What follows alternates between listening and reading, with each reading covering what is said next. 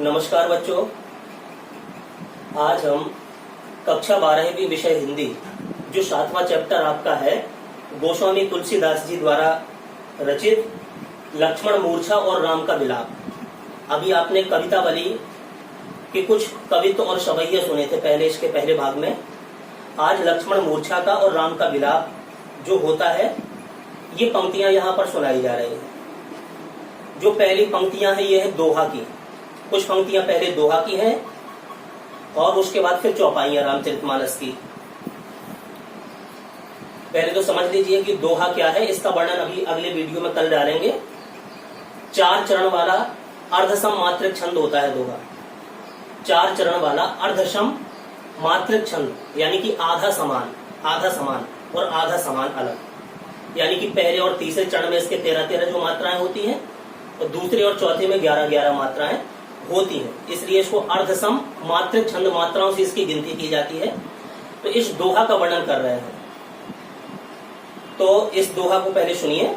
जो लक्ष्मण मूर्छा के समय रामचंद्र जी विलाप कर रहे हैं, ये पाठ, ये प्रसंग वहां से शुरू होता है। लक्ष्मण जी मूर्छित हो गए, जगत जननी माता सीता को रावण चुरा करके ले गया और युद्ध हुआ, भयंकर लड़ाई हुई। मेघनाथ ने लक्ष्मण जी को मूर्छित कर दिया और हनुमान जी लंका से सुषैण वैद्य को लेकर के यहाँ पर आए। वैद्य के बताए अनुसार कि संजीवनी बूटी से ही लक्ष्मण के प्राण बचाए जा सकते हैं और ये सुबह सूर्योदय के पहले पहले इनका उपचार हो जाना चाहिए। संजीवनी बूटी सुबह तक हमें प्राप्त हो जानी चाहिए, नहीं तो लक्ष्मण के प्राण बचाना मुश्किल है। सभी लोग कथानक सभी को पता है। हनुमान जी तुरंत संजीवनी बूटी के लिए भगवान श्री राम की आज्ञा लेकर के चल देते हैं। वहां पर बूटी को जब पहचान नहीं पाए तो देखा कि चमकदार बूटी बताई गई है जिसमें लाइट की तरह रोशनी जल रही हो। यहाँ काफी ऐसी बूटियां थी, तो उनको जब पहचान में नहीं आया तो उन्होंने सारा पर्वत अपने हाथ पर लिया और उड़ चले युद्ध के मैदान की तरफ, यानी भगवान श्री राम जहाँ विलाप कर रहे थे उनकी तरफ पहाड़ को लेकर के वो चलते हैं। लेकिन बीच में अयोध्या नगरी पड़ती है। अयोध्या नगरी पड़ी और वहां पर नंदी ग्राम में भरत जी बैठे हुए थे। जब देखा भरत जी ने कि कोई ऊपर से चमकदार वस्तु चली जा रही है तो उन्हें ऐसे लगा कि जैसे कोई असुर हो, राक्षस हो और हमारे इस क्षेत्र से अयोध्या से गुजर रहा हो। तो उन्होंने एक बाण छोड़ा जो जाकर के हनुमान जी के पैर में लगा और वो नीचे राम राम कहते हुए नीचे उतर आए, नीचे गिर गए। तब उन्होंने सारा वृतांत कि कैसा युद्ध चल रहा है भगवान श्री राम का रावण के साथ, जगत जननी माता सीता को रावण चुरा करके ले गया और लक्ष्मण जी मूर्छित हो गए हैं, यानी कि पूरा लड़ाई का पूरा वृतांत हनुमान जी ने भरत जी को बता दिया। और मैं उन्हीं का सेवक हूँ। ये संजीवनी बूटी अगर सुबह तक नहीं पहुंची तो लक्ष्मण के प्राण बचाना मुश्किल हो जाएंगे। जब ये सारी बात बताई तो भरत जी को बड़ा व्याकुलता हुई कि मैंने बेकार इनको छेड़ा। इसलिए उन्होंने कहा कि सूर्योदय पहुंचना है तुम्हें, तो ऐसा करिए, मैं अपना बाण चढ़ाए देता हूँ। इस बाण पर तुम्हें बिठाल करके तुरंत क्षण भर में, थोड़ी ही समय में तुम्हें उस मैदान तक जहां पर लक्ष्मण पड़े हुए हैं वहां तुम पहुंच जाओगे। तो जब भरत जी ने ऐसा कहा तो हनुमान जी उनके सामने हाथ जोड़ लेते हैं और क्या कहते हैं, यहां से ये दोहा आपका शुरू होता है। लिखा है इन्होंने तुलसीदास जी ने कि तव प्रताप उर राखी प्रभु, तव प्रताप उर राखी प्रभु, जय हूं नाथ तुरंत। तव माने होता है तुम्हारे, प्रताप माने प्रताप को यानी कि यश को, आपके साहस को, आपकी शक्ति को। उर राखी, उर माने हृदय में, राखी माने रख करके या धारण करके। प्रभु, प्रभु के पास, जय हूं पहुंच जाऊंगा, नाथ हे स्वामी तुरंत, क्षण भर में ही, तुरंत ही, यानी कि हे स्वामी, हे प्रिय भरत, हे भाई भरत, मैं तुम्हारे प्रताप को, तुम्हारे यश को, तुम्हारी शक्ति को अपने हृदय में धारण करके अपने प्रभु के पास, हे नाथ, मैं तुरंत ही पहुंच जाऊंगा। आगे अस कही आयसु पाई पद, अस कही, अस माने ऐसा, कही माने कह करके, आयुष माने आज्ञा, पाई माने प्राप्त करके और पद माने पैरों की। ऐसा कह करके हनुमान जी ने ऐसा कह करके और भरत के पैरों की वंदना करते हुए, उनसे आज्ञा प्राप्त करके हुए बंद चले हनुमंत, उनके पैरों की वंदना करते हुए हनुमान जी चल देते हैं। यानी कि हनुमान जी ने भरत जी से कहा कि हे भरत भाई, तुम्हारे प्रताप को, तुम्हारे यश को, तुम्हारी कीर्ति को, तुम्हारे साहस को अपने हृदय में मैं धारण करके तुरंत ही हे नाथ, हे स्वामी, मैं अपने प्रभु के पास पहुंच जाऊंगा। ऐसा कह करके भरत जी से आज्ञा प्राप्त करके और उनके पैरों की वंदना करके हनुमान जी चल देते हैं। बंदी चले हुए हनुमान। आगे भरत अब चले जा रहे, हनुमान जी पहाड़ को लिए हुए उड़ते हुए चले जा रहे हैं जहां पर लक्ष्मण जी थे। तो क्या कहे, रास्ते में चले जा रहे पहाड़ को लिए हुए, सोचते जा रहे मन में। क्या सोच रहे हैं, ये आगे की पंक्तियां। भरत बाहुबल शील गुण प्रभु पर प्रीति अपार। भरत बाहुबल, भरत की भुजाओं की शक्ति, बाहु माने भुजाएं, और बल माने ताकत, उनकी शक्ति। शील उनका चरित्र, उनका आचरण कैसा था, गुण उनके गुण कैसे हैं भरत जी के। प्रभु पर प्रीति अपार, और भगवान श्री राम से वो कितना अपार प्रेम करते हैं, उस उनके प्रेम की कोई सीमा नहीं। कितना अपार प्रेम भरत जी भगवान श्री राम के चरणों को करते हैं। तो भरत की भुजाओं की शक्ति को जान करके, उनके शील उनके चरित्र का ध्यान करते हुए, उनके गुणों का स्मरण करते हुए, और भगवान श्री राम से कितना अनन्य प्रेम करते हैं उनके चरणों से।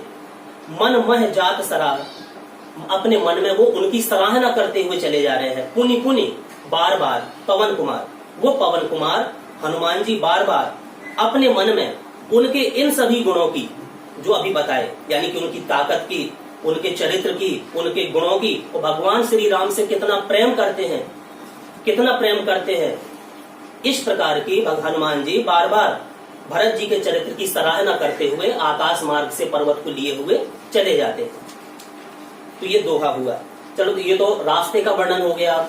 अब वहां राम जी का क्या हाल है, उसको सुनिए। यहाँ से चौपाई शुरू है। ये चौपाइयां जानते हैं कि कोई कहता है कि ये दो चरण में कही गई है, कोई कहता है इसको 4 चरण वाली। तो कैसा भी मान ले, 2 चरण का भी मान ले या 4 चरण का भी मान ले, ये सब मात्र छंद होता है और प्रत्येक चरण में 16 मात्राएं होती है। इसका वर्णन कल होगा। तो वहां पर राम जी क्या कार्य कर रहे हैं, लक्ष्मण जी को अपनी गोद में लेटाए, उनका सिर अपनी गोद में रखे हुए विलाप कर रहे हैं। तो क्या सोच रहे, अपने मन में भावनाएं, उनके कई प्रकार की विचार कल्पनाएं जागृत हो रही है भगवान श्री राम से। तो यहाँ पर क्या हो रहा है, तुलसीदास जी लिखते हैं, वहां राम, वहां पर युद्ध के मैदान में लक्ष्मण जी जो अचेत अवस्था में पड़े हुए हैं, लक्ष्मण ही निहारी, वहां पर भगवान श्री राम लक्ष्मण जी को बार बार देख रहे हैं, जो अचेत अवस्था में, मूर्छित अवस्था में उनकी गोद में सिर रख करके लेटे हुए हैं। तो अचेत अवस्था में पड़े हुए लक्ष्मण को बार बार निहार रहे हैं, देख रहे हैं। वो क्या कर रहे, बोले वचन मनुज अनुसारी, बोले माने बोलते हैं, वचन माने वचनों को, मनुज माने मनुष्य के, अनुसार माने अनुसार। जैसे साधारण मनुष्य बातचीत करता है, अपने वचनों को बोलता है, तो मनुष्य के अनुसार वचनों को भगवान श्री राम बोलते हैं बात, और लक्ष्मण की तरफ निहारते हुए भगवान श्री राम लक्ष्मण की ओर बार बार देखते हैं, और साधारण मनुष्यों की भांति वो अपने वचनों को बोलते हैं। क्या बोलते हैं, कह रहे हैं, अर्ध राति गई, आधी रात व्यतीत हो गई, आधी रात्रि चली गई, लेकिन कभी नहीं आये, हनुमान जी अभी तक संजीवनी बूटी लेकर के नहीं आए। यानी कि आधी रात तो व्यतीत हो गई, लेकिन हनुमान जी अभी तक संजीवनी बूटी लेकर के नहीं आए। ऐसा समझ करके, ऐसा सोच करके राम उठाए अनुज उर लायो, राम माने राम, उठाए माने उठा लेते हैं, अनुज माने अपने छोटे भाई लक्ष्मण को, उर लायो, उर माने होता है हृदय, और अपने हृदय से उसको लगा लेते हैं। राम सोचते हैं कि आधी रात व्यतीत हो गई और हनुमान जी अभी तक बूटी लेकर के नहीं आए। ऐसा सोच करके भगवान श्री राम अपने अनुज लक्ष्मण को, जो अचेत अवस्था में उस युद्ध के मैदान में डले हुए हैं, उनको उठा करके अपने हृदय से लगा लेते हैं और रोते हैं, विलाप करते हैं भगवान श्री राम। वो क्या कहते हैं, लक्ष्मण को संबोधित करते हुए, जो सुन नहीं रहे, अचेत अवस्था में फिर भी संबोधित कर रहे हैं। वो क्या कह रहे कि हे लक्ष्मण, सकहु न दुखित देखी मोहि काऊ। सकहु माने सकते थे, ना माने नहीं, दुखित माने दुखी, देखी माने देखी, मोही माने मुझे, काऊ माने कभी भी, कहीं भी, कुछ भी मान सकते हैं। यानी कि हे लक्ष्मण, तुम मुझे, यानी कि अपने भाई इस राम को कभी भी दुखी नहीं देख सकते थे, कभी भी दुखी नहीं देख सकते थे। बंधु सदा तव मृदुल स्वभाव, बंधु सदा, हे भाई, सदैव से तुम्हारा स्वभाव बहुत ही मृदुल कोमल रहा है, बहुत ही कोमल, मृदुल माने कोमल। हे भाई, सदैव से तुम्हारा स्वभाव बहुत ही कोमल रहा है और अपने इस राम को कभी भी तुम दुखी नहीं देख सकते थे। और तुमने क्या किया, मेरे लिए कितना त्याग कर दिया है। ये आगे की चौपाई में लिख रहे हैं तुलसीदास जी। क्या लिख रहे हैं कि मम हित लागी तजीव पित माता। भगवान श्री राम लक्ष्मण को संबोधित करते हुए कहते हैं कि मम हित लागी, मेरे हित के लिए तजीव पित माता, तुमने अपने माता पिता का भी त्याग कर दिया। मेरे हित के लिए हे लक्ष्मण, तुमने अपने माता पिता का भी त्याग कर दिया। वनवास तो सिर्फ मुझे मिला था, लेकिन मेरा हित करने के लिए, मुझे कोई कष्ट ना हो, मेरी सहायता होती रहे, इसलिए तुमने अपने माता पिता का त्याग करके मेरे साथ आना ये स्वीकार कर लिया। तो मम हित लाग तजीव पित माता, मेरे हित के लिए, मेरी भलाई करने के लिए, मेरी सेवा करने के लिए, मेरे कष्टों को दूर करने के लिए तुमने अपने माता पिता का भी त्याग कर दिया। और सहयु विपन हिम आतप बाता, सहयु माने सहन किया, विपन माने होता है जंगल, हिम माने होती है सर्दी, आतप माने होती है गर्मी, और बाता माने होती है वायु वाला, यानी कि तूफान कह सकते हैं। यानी कि और तुमने इस जंगल में आकर के, मेरे साथ इस जंगल में आकर के, इस जंगल में रह करके सब कुछ सहन किया, यानी कि सर्दी का मौसम, गर्मी का मौसम और तूफान का मौसम, यानी कि सब कुछ सहन किया, सब कुछ सहन किया सिर्फ मेरे लिए, मेरा भलाई करने के लिए। सो हे लक्ष्मण, आगे तुलसीदास जी लिखते हैं, सो अनुराग कहाँ अब भाई, सो अनुराग, सो माने वह, अनुराग माने प्रेम, कहाँ अब भाई, कहाँ चला गया है हे भाई। सो हे भाई, वो प्रेम तुम्हारा जो मेरे लिए था वो आज कहाँ चला गया है, तुम्हारा प्रेम आज कहाँ चला गया है। क्योंकि उठाहू न सुनी मम बिच बकलाई बिलकाई।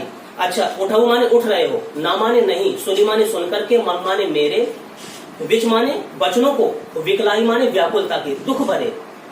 तो तुम्हारा हे भाई लक्ष्मण, तुम्हारा वो प्रेम आज कहाँ चला गया है जो मेरे इस समय इन व्याकुलता के वचनों को सुन करके भी उठ नहीं रहे हो, मेरे इन व्याकुलता के वचनों को सुन करके भी नहीं उठ रहे हो। आगे, जो जनतेऊ वन बंधु बिछोहू, अगर मैं ऐसा जानता कि वन जंगल में आने के बाद बंधु बिछोहू, भाई से बिछड़न हो जाएगा, मेरा भाई मुझे छोड़ करके चला जाएगा, अगर मैं ऐसा जानता तो पितु वचन मनत्यु नहीं ओहू, तो पिता का वचन जो मेरे लिए परम आदरणीय और माननीय था, अमाननीय था पिता का जो वचन, मैं उस वचन को भी नहीं मानता। अगर मैं ऐसा जानता कि जंगल में मुझे भाई का बिछोह झेलना पड़ेगा, तो मैं पिता का वचन जिसका मानना मेरे लिए परम कर्तव्य था उसको भी नहीं मानता। ऐसा भगवान श्री राम संबोधित करते हैं लक्ष्मण को, ये तुलसीदास जी ने लिखा है।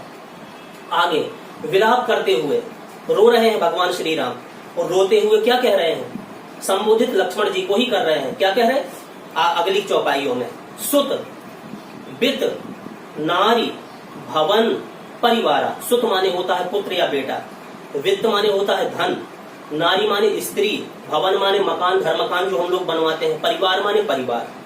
हो ही जाए, हो सकते हैं जग इस संसार में 12 ही 12 बारंबार दोबारा, यानी कि पुत्र, धन, पत्नी, ये मकान और परिवार इस संसार में दोबारा प्राप्त किया जा सकता है, संसार में दोबारा मिल सकते हैं। अस विचार जीव जागव ताता, अस विचार ऐसा विचार करके, ऐसा सोच करके जिए हृदय में, यानी कि हे लक्ष्मण तुम अपने हृदय में ऐसा विचार करके जागव ताता, हे भाई तुम जाग जाओ, उठ खड़े हो जाओ, उठ जाओ, क्योंकि पत्नी, पुत्र, भवन, परिवार इस संसार में दोबारा प्राप्त हो सकते हैं, लेकिन मिलई न जगत सहोदर भ्राता, इस संसार में दोबारा सगा भाई प्राप्त, सहोदर माने सह उदर, जो एक ही पेट से पैदा हुए, यानी कि सगे भाई।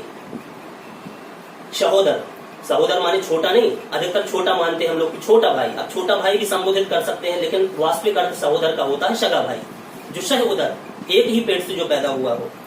यानी कि ऐसा विचार करके कि वो सगा भाई मुझे दोबारा संसार में फिर नहीं मिल सकता, ऐसा विचार करके अपने हृदय में हे लक्ष्मण तुम जाग जाओ।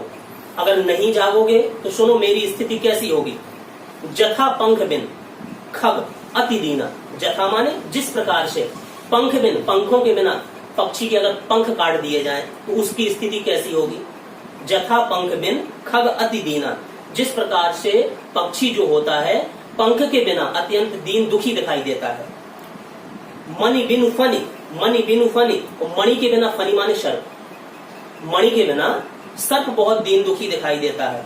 और करिबर कर हीना, करिबर माने होता है हाथी, और कर माने होती है सूंड, सूंड के बिना हाथी की जैसी दयनीय स्थिति होती है। जिस प्रकार से पंख के बिना पक्षी की अत्यंत दयनीय स्थिति हो जाती है और मणि के बिना सर्प की जैसी स्थिति हो जाती है और सूंड के बिना जैसी दयनीय स्थिति हाथी की हो जाती है, तो असमम जीवन, ऐसा ही मेरा जीवन होगा। बंधु बिन तो ही, हे भाई तेरे बिना। अगर तू उठ करके नहीं खड़ा हुआ लक्ष्मण, तू जीवित नहीं हुआ, तो जैसे इन पक्षियों की, इन जानवरों की स्थिति हो जाती है, तो वैसे ही स्थिति मेरी तेरे बिना हो जाएगी, तेरे बिना हो जाएगी। जो जड़ देव जीवायहु मोही, जड़ माने होता है निष्ठुर, एक जड़ माने होता है मूर्ख, एक जड़ माने होता है स्थिर। तो यहाँ निष्ठुर के लिए ये कठिन हृदय। देव, देव माने होता है देवता नहीं, देव माने होता है भाग्य, भाग्य को कहा गया है यहाँ पर देव। अगर मेरा निष्ठुर भाग्य, ये मेरा कठोर भाग्य जीवायहु मोही, मुझे जिंदा रखेगा, अगर मेरा भाग्य मुझे जिंदा रखेगा तेरे बाद भी, अगर लक्ष्मण तू जिंदा नहीं हुआ, तो मेरी स्थिति भी उन पशु पक्षियों की भांति हो जाएगी तेरे बिना। ऐसा कह रहे भगवान श्री राम। आगे फिर लक्ष्मण जी को संबोधित कर रहे कि जयहूं अवध कवन मुह लाई। जयहूं माने जाऊंगा, अवध माने अयोध्या, कवन कौन सा, मुह लाई दे करके, अब मैं कौन सा मुह लेकर के अयोध्या वापस जाऊंगा, कौन सा मुह लेकर के अयोध्या को वापस जाऊंगा। क्योंकि लोग बात क्या कहेंगे, नारी हेतु इस राम ने अपनी पत्नी के लिए यानी सीता के लिए प्रिय भाई गवाई, अपने भाई लक्ष्मण को मौत के मुंह में ढकेल दिया। यानी कि लोग बाग मेरा अपयश होगा समाज में। लोग क्या कहेंगे, मैं कौन सा मुंह लेकर के अब मैं अयोध्या जाऊंगा। लोग कहेंगे कि इस राम ने अपनी सीता के लिए रावण से लड़ाई ली और लड़ाई में लक्ष्मण को झोंक दिया, लक्ष्मण का नाश करवा डाला सिर्फ सीता के कारण। तो लेकिन ऐसा कहेंगे लोग, तो बरु अपजस सहतेउ जग माही, नारी हानि विशेष क्षति नाही। बरु माने श्रेष्ठ, इतना बड़ा, अपजस अपयस, सहतेउ सहूंगा, जग माही इस संसार में। नारी हानि पत्नी हानि होने से, पत्नी चोरी हो जाने से, पत्नी की रक्षा न कर पाने से, विशेष क्षति नाही, कोई विशेष नुकसान नहीं था। ऐसा अपयस, क्योंकि पत्नी की रक्षा करना पति का कर्तव्य होता है, और मैं ये अपयस को झेल लेता कि मैं सीता की रक्षा नहीं कर पाया, सीता का पता मैं नहीं लगा पाया। लेकिन हे लक्ष्मण, तेरी हानि मेरे लिए ज्यादा दुखदायी है। यानी कि इस अपयश को मैं, कि पत्नी के लिए प्यारे भाई को मैंने खो दिया, अब कौन सा मुंह लेकर के मैं अयोध्या को जाऊंगा। तुम्हारे साथ होने पर अगर तुम जिंदा रहते, तुम मेरे साथ होते, तो भले ही मुझे बदनामी मिलती रहती, मेरा अपयश होता रहता कि राम में कुछ वीरता नहीं जो अपनी पत्नी को खो डाला है, पत्नी का पता नहीं लगा पाया, लेकिन ये सब मैं सहन कर लेता। लेकिन हे लक्ष्मण, अगर तुम चले गए, मैं ये मानता हूं, मेरा सोचना, मेरा मानना यह है कि तुम्हारी क्षति के आगे, तुम्हारे नुकसान के आगे स्त्री की क्षति का कोई विशेष महत्व नहीं है। तुम्हारी क्षति के आगे स्त्री की क्षति का कोई विशेष महत्व नहीं। अर्थात यदि मुझे ऐसा पता होता कि भाई के बजाय अपनी स्त्री को ही खो देता, अगर मैं ये जानकारी होती कि तुम चले जाओगे बीच मझधार में मुझे छोड़ करके, तो तुम्हें न जाने देता, भले मैं स्त्री को छोड़ देता, उसकी प्राप्ति के लिए तुम्हें युद्ध में मैं कभी नहीं झोंकता। तो यही कहने का मतलब था कि बरु अपजस सहतेउ जग माही, नारी हानि विशेष क्षति नाही। हे लक्ष्मण, नारी की हानि कोई विशेष क्षति नहीं है। इस अपयश को मैं सहन करता रहता कि राम ने अपनी पत्नी की रक्षा नहीं कर पाई। लेकिन तू उठ जा, तेरे लिए अगर पता चलता कि तू खो जाएगा तो मैं सीता की खोज ही ना करता। ये कहने का उनका मतलब है। अगली चौपाइयां, ये लास्ट चौपाइयां हैं इसकी अभी। अब लोग शोक शुद्ध तोरा, अब तो हे लक्ष्मण, अपलोक माने अपयश, अब मुझे अपयश भी होगा और शोक शुद्ध तोरा, यानी कि ये अपयश भी मुझे प्राप्त हो गया कि सीता की रक्षा राम नहीं कर पाया, सीता खो गई, पत्नी की रक्षा राम नहीं कर पाया, ये अपयश मेरे सिर पर लग गया। और शोक शुद्ध तेरा, हे पुत्र की भांति मेरे भाई लक्ष्मण, तेरा शोक भी अब जिंदगी भर के लिए मेरे हृदय में छा गया। यानी कि अपयश भी मैं झेलूंगा और तेरा शोक भी मैं झेलूंगा, सही सहूंगा, निठुर कठोर और मोरा। ये कठोर हृदय मेरा, ये दोनों चीज अब सहन करेगा, अपयश भी सहन करेगा और तुम्हारा दुख भी सहन करेगा। हे लक्ष्मण, निज जननी के एक कुमारा, तुम अपनी माता के एकमात्र पुत्र थे, तुम अपनी माता के एकमात्र पुत्र हो। और तासु तुम प्राण आधार, हे तात, हे भाई लक्ष्मण, तासु उनके तुम प्राण आधार, प्राणों के आधार हो, और अपनी उस माता के तुम प्राणों के आधार हो। और जब मैं वन के लिए आ रहा था तो तुम्हारी माता सुमित्रा ने क्या किया था? सौंपे ही मोही तुम ही गही पानी। सौंपा ही माने सौंप दिया था, मोही माने मुझको, तुम ही माने तुम्हारा, गही पानी तुम्हारा हाथ पकड़ करके माता सुमित्रा ने आते वक्त तुम्हारा हाथ पकड़ करके मुझे सौंप दिया था कि लक्ष्मण अब तुम्हारे भरोसे है, तुम्हारी सेवा के लिए है। तुम्हारा हाथ पकड़ करके तुम्हारी माँ ने मुझे मेरे हाथों में तेरा हाथ सौंप दिया था। क्यों? वो क्या जानती थी तेरी माँ कि सब विधि सुखद परम हित जानी, कि राम के साथ रहने में मेरे लक्ष्मण की सब प्रकार से सुख है, लक्ष्मण का सब प्रकार से सुख है। और परम हित जान करके, परम कल्याण तेरा जान करके, तेरा सुख जान करके तेरी माता ने मेरे वन को जाते समय तेरा हाथ मेरे हाथों में सौंप दिया था। अब जब मैं अयोध्या जाऊंगा पत्नी के बिना और तेरे बिना, तो मेरी हाल क्या होगी? उस माता को जिसने इतने विश्वास के साथ तुझे सौंपा था, तो उतारी का है देहूं ते ही जाए। अब मैं उस माता को जाकर के क्या उत्तर दूंगा? कौन सा उत्तर दूंगा उस माता को जाकर के? उठ के न मोही सिखावो भाऊ। हे भाई, अब तू उठ करके मुझे खुद सिखा दे कि अब मैं जाकर के कौन सा उत्तर उस माँ को, सुमित्रा माता को दूंगा, जिसने सब प्रकार से कल्याण जानते हुए, सब प्रकार से सुख जानते हुए तुझे मुझे सौंपा था, मेरे हाथों में तुझको सौंप दिया था। अब माता सुमित्रा को जाकर के मैं क्या उत्तर दूंगा? हे भाई, तू उठ करके मुझे क्यों नहीं सिखाता, बताता। इस प्रकार से बहुत ही व्याकुल भगवान श्री राम हो रहे हैं, उनके आंखों से लगातार अश्रु गिर रहे हैं। तो आगे क्या लिख रहे? बहुविधि सोचत सोच विमोचन। बहुविधि, बहु माने अनेक, विधि माने प्रकार से, अनेक प्रकार से, अनेक विधि से, सोचत माने सोच रहे हैं, शोक कर रहे हैं, सोच विमोचन, जो संसार के कष्टों का नाश करने वाले भगवान श्री राम हैं, आज की स्थिति में वो स्वयं कई प्रकार से सोच विचार में लीन हो गए, सोच विचार कर रहे हैं। और सोच विचार करते हुए क्या हो रहा? सिरवत गिर रहे हैं, झर रहे हैं, सलिल पानी, राजीव कमल दल पंखुड़ी के समान, लोचन नेत्रों से, भगवान श्री राम की कमल जैसी आंखों से अश्रुधारा प्रवाहित होने लगी, आंसू झड़ने लगे। ऐसा सोच करके जो संसार के सारे कष्टों का दूर करते हैं, संसार के सारे सोच जो इंसान करते हैं, उनके सोच को पुष्टिभूत करते हैं, आज वो भी कई प्रकार से सोच में पड़ गए हैं। तो ये सारा दृश्य भगवान शंकर देख रहे हैं और माता पार्वती से क्या कहते हैं कि उमा, हे पार्वती, देखो एक अखंड रघुराई, मेरे प्रभु श्री राम अखंड हैं, अद्वितीय हैं, कभी नाश न होने वाले हैं। लेकिन आज उन्होंने इंसान का जन्म लिया, नर के रूप में जन्म लिया है, इसलिए नर गति भगत कृपाल दिखाई। नर गति भगत, अपने भक्तों पर कृपा दिखाने के लिए, अपने भक्तों पर कृपा करने के लिए आज वो मेरे प्रभु श्री राम नर लीला कर रहे हैं, वो श्री राम नर लीला कर रहे हैं। यानी कि पार्वती जी से भगवान शंकर ने ये सारा दृश्य देख करके कहा कि श्री रघुनाथ जी इस ब्रह्मांड में अद्वितीय और अखंड हैं। अर्थात अखंड का मतलब वियोग रहित है, उन्हें किसी का वियोग नहीं है, वियोग रहित है, लेकिन फिर भी वे साधारण मनुष्य के रूप में अपनी लीला दिखा रहे हैं। उन्होंने ऐसा सब क्यों किया है? क्योंकि अपने भक्तों पर कृपा करने के उद्देश्य से ही वो ये सारी लीलाएं कर रहे हैं। तो ये चौपाइयां अभी हुई।